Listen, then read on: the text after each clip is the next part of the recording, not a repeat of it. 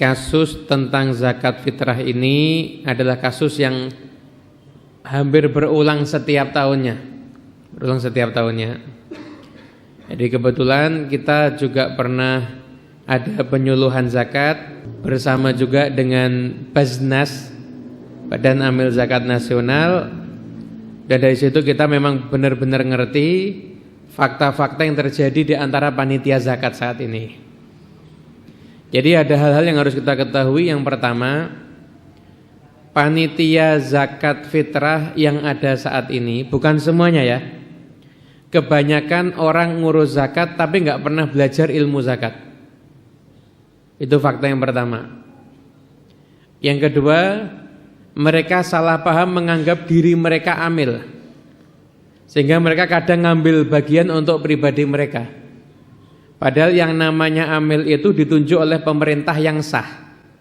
Dan Badan Amil Zakat Nasional tidak mengurus zakat fitrah. Jadi tidak ada panitia zakat yang amil, nggak ada. Yang ada hanya panitia statusnya dan merupakan wakil dari si pemberi zakat. Nah, apa beda panitia sama amil? Beda. Bedanya begini. Kalau Anda itu panitia, orang ngasih zakat ke Anda, itu tanggung jawabnya belum selesai, belum jadi, zakatnya belum sah. Sampai dari Anda sampai ke fakir miskin, itu baru zakatnya sah. Baru zakatnya sah. Jadi kalau ada orang ngasih zakat ke panitia dan panitia bawa terus kemudian berasnya pecah dan panitia inisiatif ganti, ini nggak sah. Kenapa? Yang niatin siapa? Yang niatin beras ini siapa? Itu panitia. Tapi kalau amil itu wakilnya fakir miskin. Kita ngasih ke amil, tanggungan zakat fitrah selesai. Tapi di Indonesia nggak ada amil untuk urusan zakat fitrah, nggak ada. Jadi kenapa? Karena Baznas merasa tidak sanggup kalau harus ngurusin zakat fitrahnya orang se-Indonesia. Makanya dipasrahkan kepada panitia. Nanti Badan Amil Zakat Nasional itu yang ngajarin bagaimana panitia ini bisa menyalurkan dan membagi zakat dengan baik dan benar. Jadi ini kesalahpahaman antara panitia dan amil zakat. Titik ini kita harus paham dulu poin yang ini. Kita lanjut ke poin yang berikutnya, yaitu panitia nerima zakat nggak mau repot, bagikan langsung rata. Gimana hukumnya? Hukum zakatnya kalau dibagikan rata dan kena kepada orang yang bukan fakir miskin, maka zakatnya nggak sah. Jadi orang yang di rumah dia merasa udah nggak tahu apa-apa lagi, padahal sudah dikasihkan, tapi faktanya dia belum zakat di tahun itu. Kenapa? Karena dia memasrahkan pada panitia yang nggak ngerti ilmunya zakat. Terus panitia sebaiknya gimana, Beb? Panitia sebaiknya kalau terima, sebisa mungkin lo bisa jangan pakai dicampur, ditaker dah. Jangan pakai campur taker. Kenapa? Orang kalau ngasih beras kualitasnya bagus, terus ada yang ngasih beras lagi kualitasnya jelek, ketika dicampur gimana kira-kira? Fakir miskin dapatnya gimana? Bagus apa jelek? Kira-kira beras bagus campur sama beras jelek jadinya jelek, beras jelek campur sama beras bagus nggak jadi bagus. Ini kan rugi akhirnya. Kan rugi. Jadi jangan pakai dicampur-campur kalau bisa, saran saya. Memang kalau jadi panitia yang benar ngikuti fikih ya berat, tapi pahalanya besarnya luar biasa insyaallah. Paham ya? Logikanya paham kan? Ini ya, terang lagi. Saya panitia nih. Saya nerima zakat. Saya nerima zakat misalkan dari Pak Agus. Pak Agus berasnya paling top. Saya terima zakat. Nah, kemudian saya terima lagi misalkan Mas Hadi, dah saya buat contoh dari Mas Hadi. Mas Hadi kebetulan berasnya yang jelek. Ngapunten Mas, cuma contoh. Lah, terus kemudian berasnya Pak Agus sama berasnya Mas Hadi saya campur terus saya taker. Saya buat setengah kiloan. Lah, Pak Agus ini niatnya nyerahkan ke fakir miskin beras bagus apa beras jelek? Bagus. Sampai ke fakir miskin? Bagus apa jelek?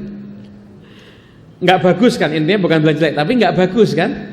Nah, berarti ini melanggar haknya orang yang membayarkan zakat.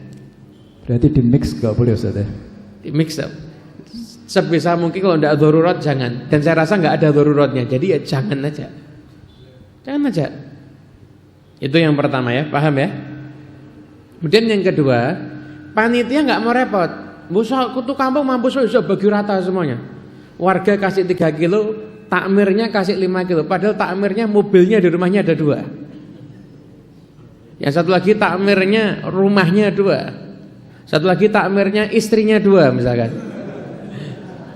Ya, orang mampu semuanya nih takmirnya. Tapi jatahnya 5 kilo, yang masyarakat yang nggak mampu jatahnya cuma 3 kilo. Itu namanya takmir zalim. Panitia zalim itu namanya. Nggak boleh.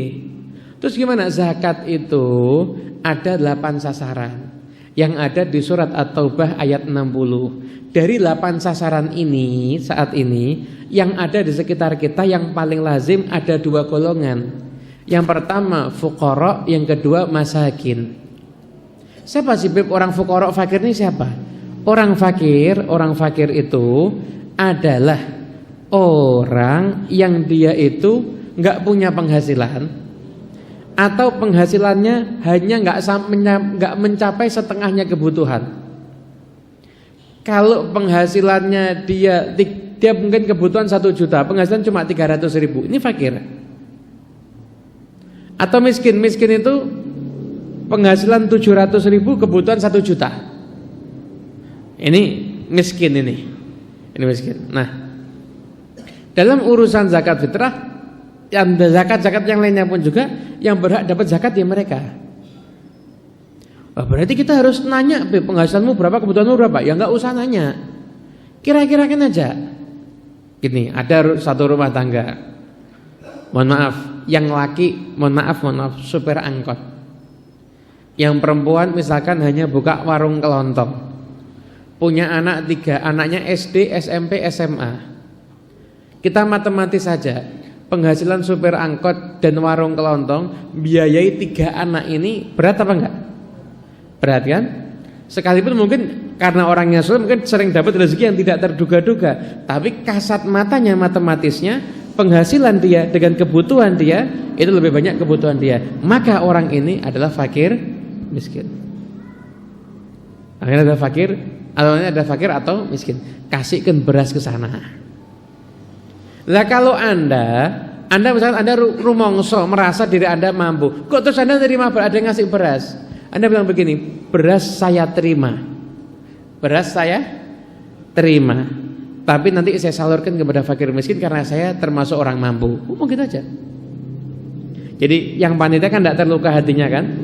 Tapi kita membayar haknya sesuai dengan tepat sasaran. Nah, saran saya kalau Anda menemukan panitia sesuai dengan kriteria yang saya sebutkan tadi, silahkan titipkan ke sana. Kalau Anda nemu panitia sesuai dengan kriteria yang saya sebutkan tadi, paham kan tadi kriterianya? Anda nemu panitia yang kayak begitu, titipkan zakat fitrah Anda di sana, insya Allah ngerti ini panitianya.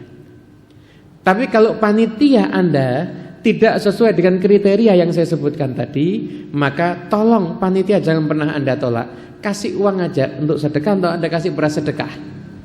Nah, yang fitrah yang punya Anda sendiri, Anda bawa itu fitrah, setelah Anda niati, punya istri Anda niati, langsung Anda serahkan ke rumahnya fakir miskin, jauh lebih afdal itu. Anda serahkan Anda ke rumahnya fakir miskin. Atau kalau Anda sibuk, Anda titipkan ke orang yang dia itu akan nyampaikan amanat ini ke rumahnya fakir miskin. Tapi jangan lewat panitia, tapi perseorangan saja. Fulan zakat ini orang udah ngerti, titipkan ke dia zakat, tidak ada masalah. Jadi saya tidak mendiskreditkan panitia, tapi saya harus bicara fakta apa adanya. Panitia seperti kriteria yang saya sebutkan tadi, silahkan Anda titip di sana. Kalau belum begitu, ya silahkan Anda kasihkan sendiri. Berarti panitia ini panjang tangan dari muzaki. Betul saja. Ya. Panitia kepanjangan tangan dari muzaki, amil kepanjangan tangan dari fakir miskin. Bedanya di antara panitia dan amil. Nah.